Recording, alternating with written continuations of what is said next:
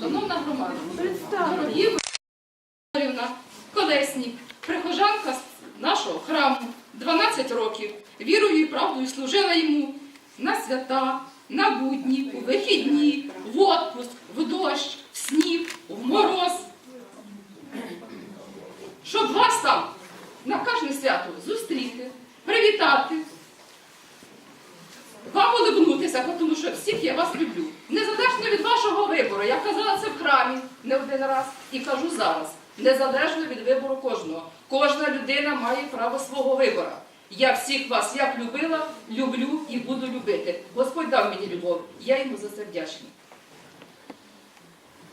Хочу вам сказати, Господь устроїв так, що я родилася і хрестилася в цій церкві, і я вдячна йому. І віру своїй церкві я буду нести до останнього свого вздоху. Я не поміняю її ніколи. Ніякі Томаси, ніякі патріархи, ніхто мене не переконає в тому, що я маю служити комусь. Дякуючи, батюшка, вам дякуючи, тому що зерно віри вложили ви мені. І я вам за це вдячна. І ви правильно вложили мені це зерно віри. І я вам теж за це вдячна. Дуже вдячна, от просто вам низький уклін.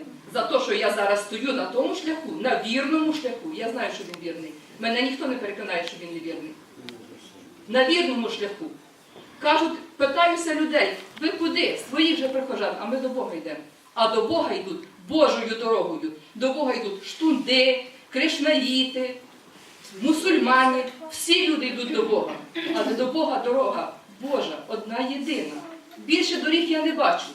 Скажіть мені, будь ласка, організовується нова церква. Нова церква організовується. Хто дивився 15 грудня на Софійській площі оцю організацію нової церкви? Скажіть мені, хто там бачив ікону? Хто там бачив хорухву? Хто там чув молитву? Оплески і концерти під час поста. Скажіть, будь ласка, покажіть мені той сюжет. Ікона була, там все було. Там все було. Я бачу, я там був. Треба дивитися. Батюшка, я хочу ваших тих слів, які ви говорили 16 числа на проповіді в храмі. Це ваші слова. Простіть мене, телевізор в піст я не дивлюся.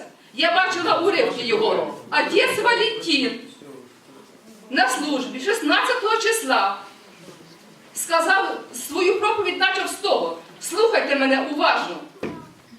Бо дадуть вам через 2-3 неділі попа автокефала, і буде він вас тут хрестити, ховати і все остальне.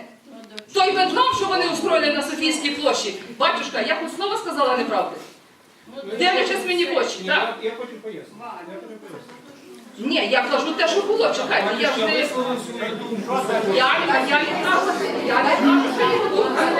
Я її не осуждаю, я її благодарна за неї.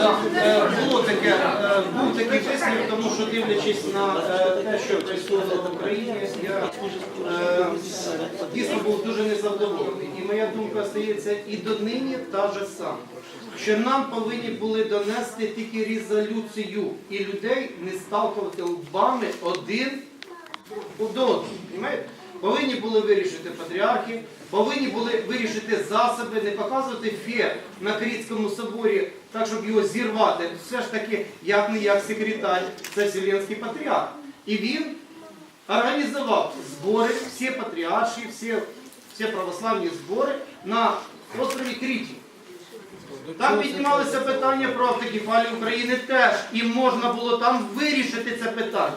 Натомість, що вийшло? В кінці нас поставили точнісінько так, як в Донецьку, перед танками нашими, щоб ніхто не їхав. Понимаєте?